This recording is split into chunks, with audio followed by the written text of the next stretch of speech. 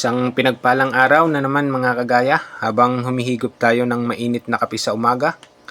Ayan, nagpapakain tayo ng ating alagang tilapia dito sa ating backyard pond.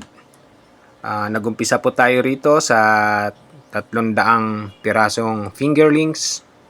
Ngayon mag-aapat na taon na, hindi po tayo bumili ng fingerlings para palitan sila kasi gawa ng kusang nanganganak yung ating mga tilapia. Hina-harvest lang po natin yung malalaki para gawing ulam.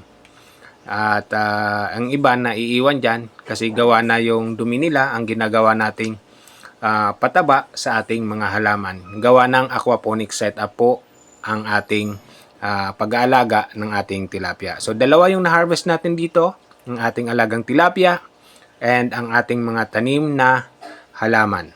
So yun lamang mga kagaya, maraming salamat.